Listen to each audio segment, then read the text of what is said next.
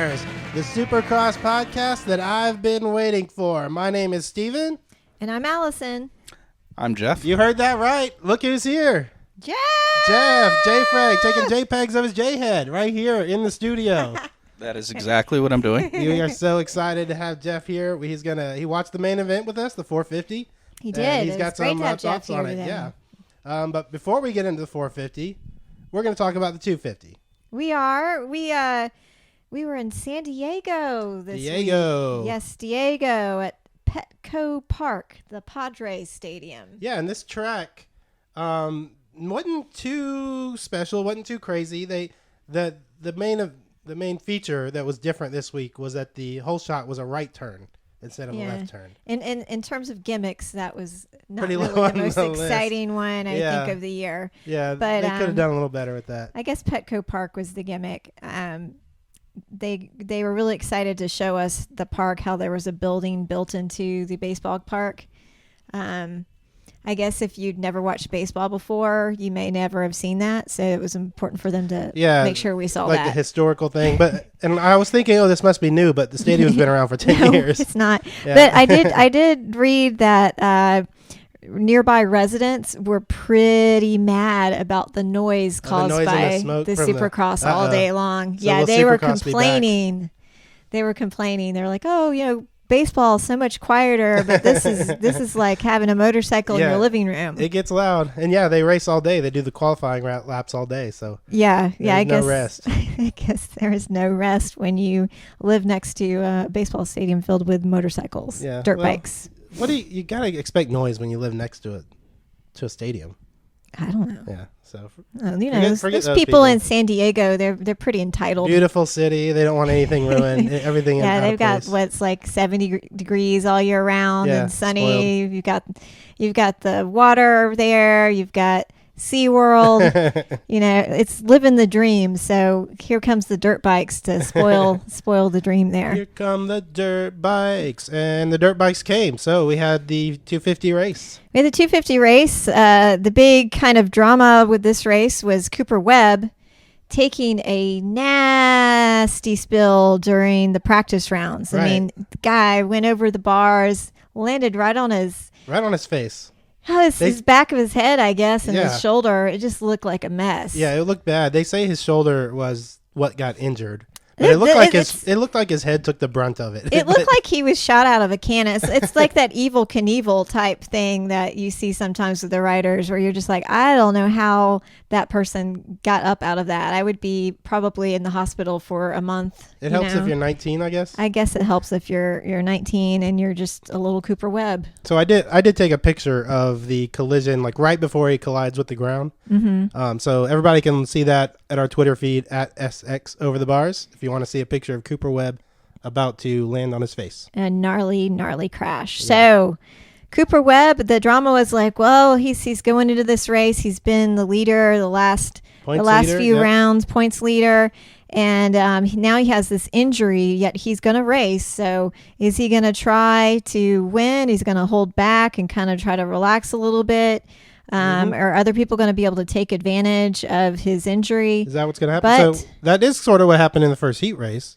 I mean, he finished fourth. Yeah, that's true. But when he was holding back on race, purpose. It looked like he was saving himself. Yeah. Because in the main event, he won. He won the race. Yes. He won the race. So Osborne on my Husky Doo got the whole shot. Osborne got the whole shot, but he was pretty quickly overtaken by Tyler Bowers. Yeah, so here we had Bowers in first, the injured Webb in second, and so you know what, we were happy about this. Yeah, we were looking forward to this. It was the showdown that was not the showdown last week because of the gate drop mishap. But so Webb, in spite of his injury, in spite of trailing behind Tyler Bowers, with 6 laps to go, he actually was able to get in front of Bowers and never look back. Ended up winning the race.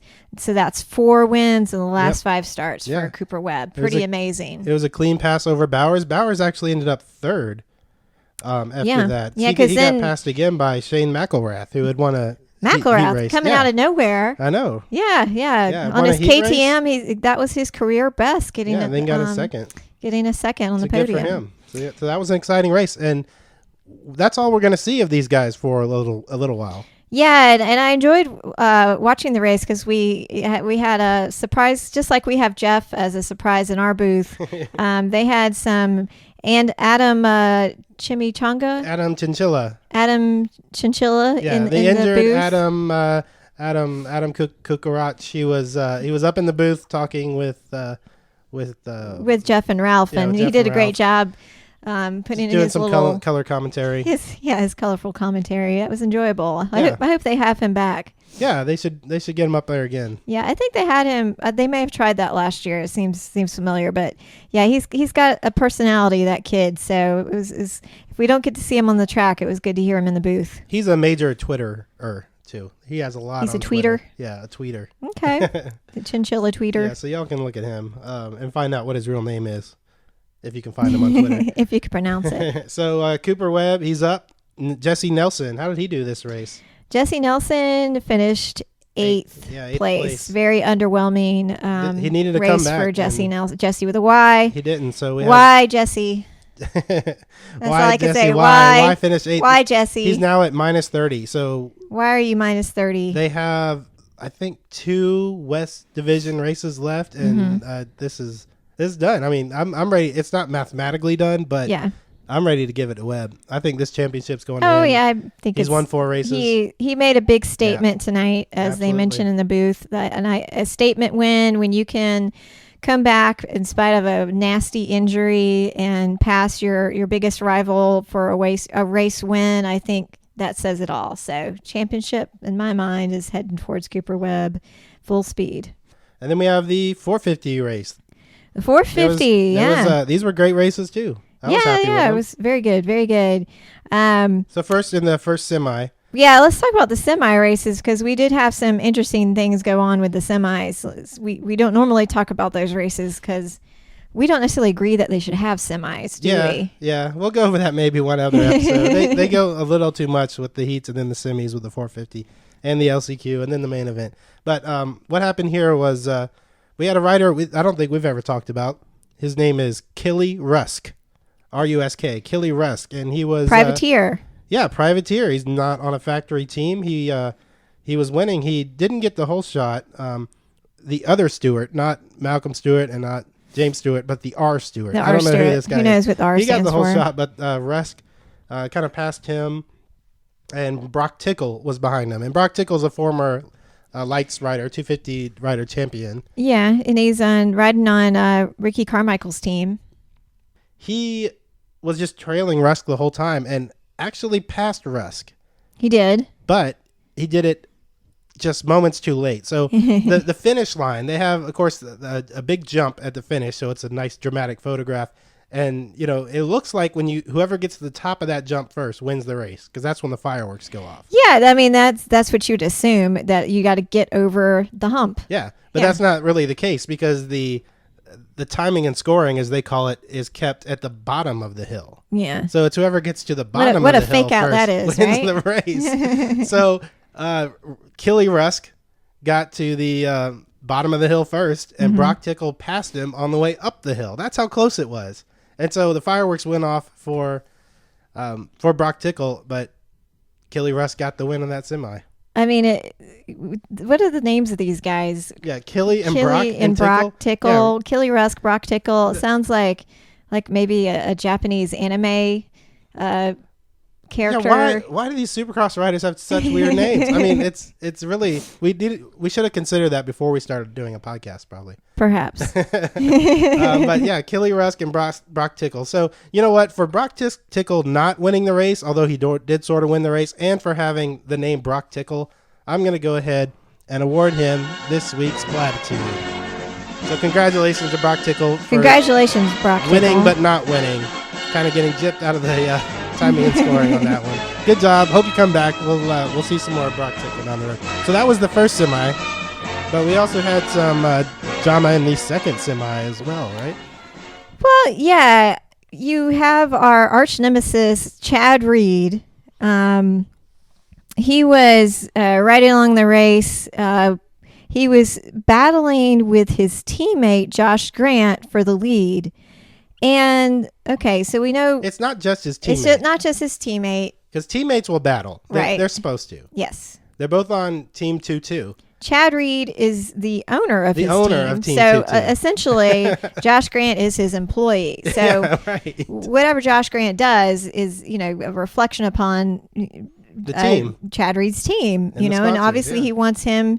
Yes, Chad Reed wants to be the number one on that team, but he still wants Josh Grant to, be number two, basically. But so they were battling over the lead in the second semi. First and second. When Chad Reed actually pushes Josh Grant over a tough block and off the track. It was terrible. How stupid. How dumb can you be, Chad Reed? You push your employee off the track, and because the semi, Grant doesn't finish up in one of the top 5 positions, has to go to the LCQ. He had to go to the LCQ, which anything could have happened. Yeah. I mean, he may not have even qualified. Yeah, he could have had not a bad to mention start. the fact, he pushed them over.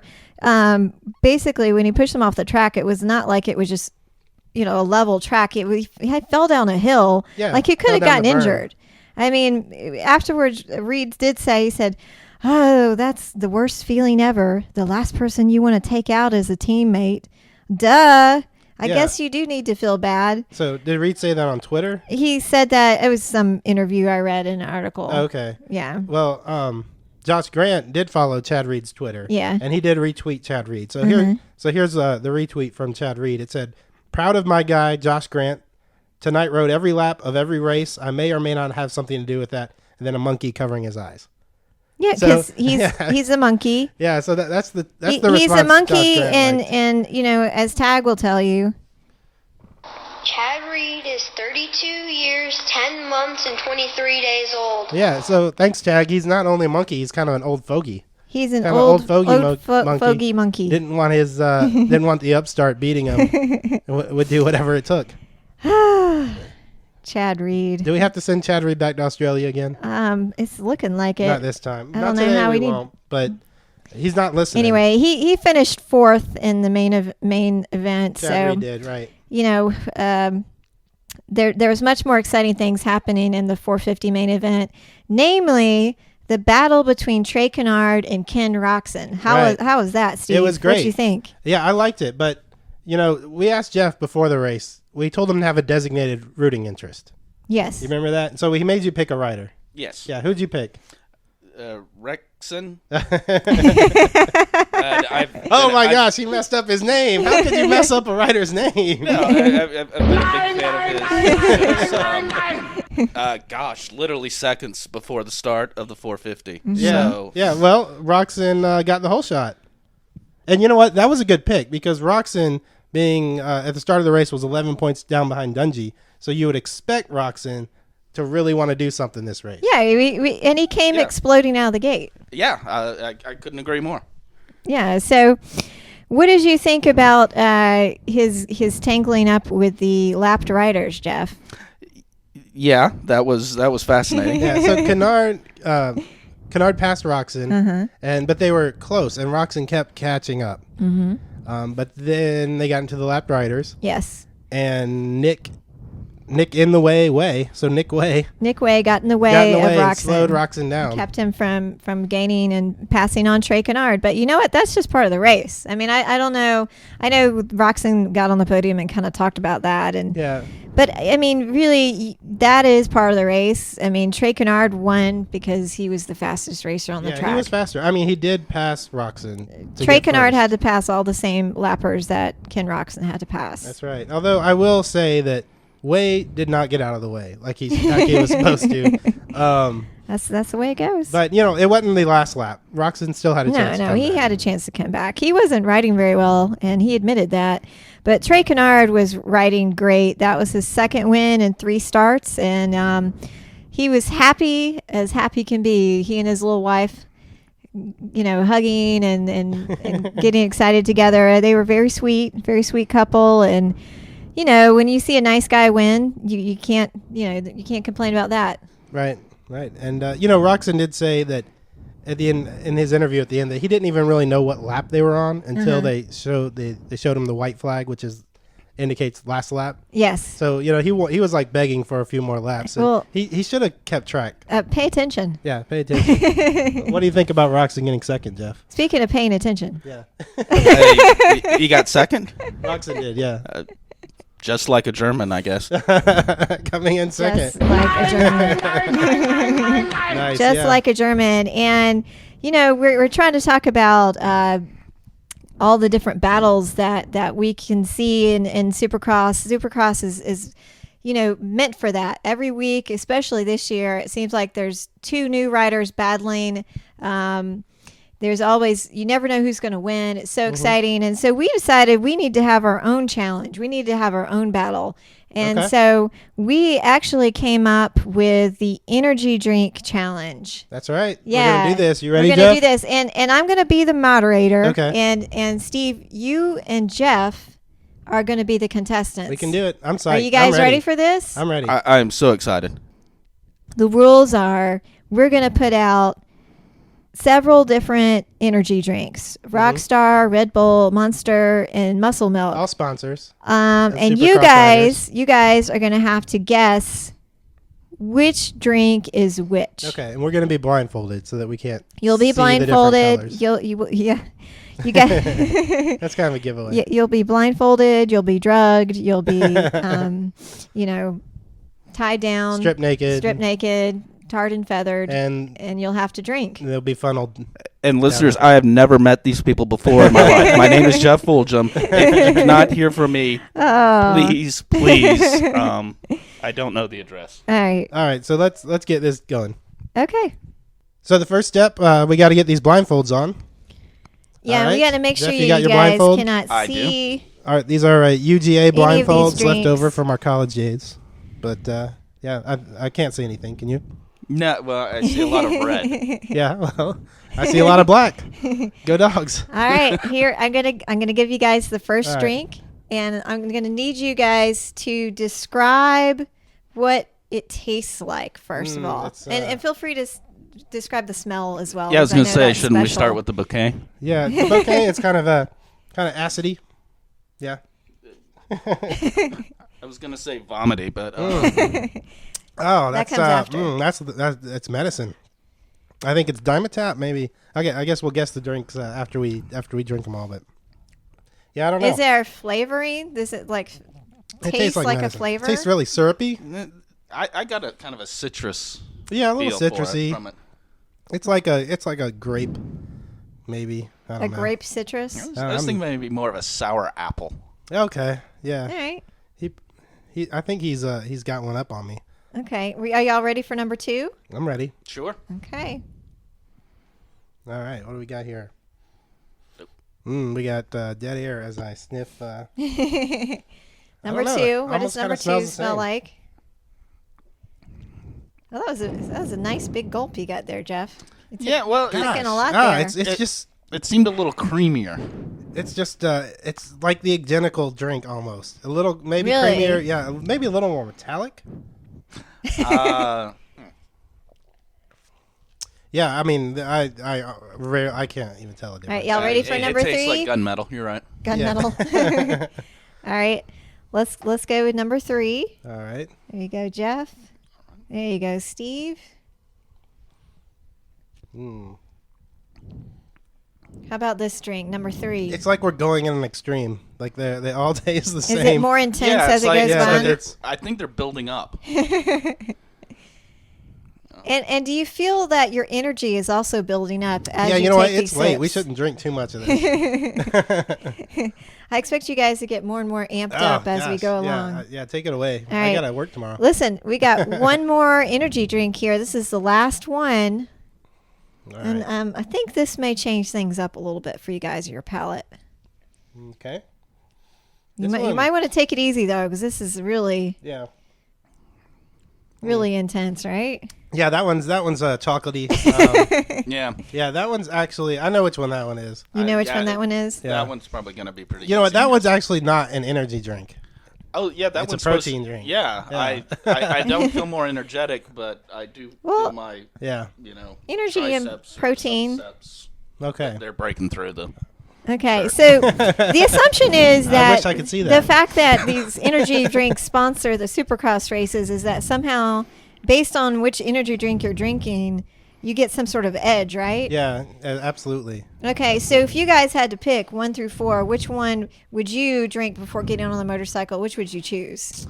Oh, let's see. That's a hard choice. You know what? I think I liked the first one the most. Yeah.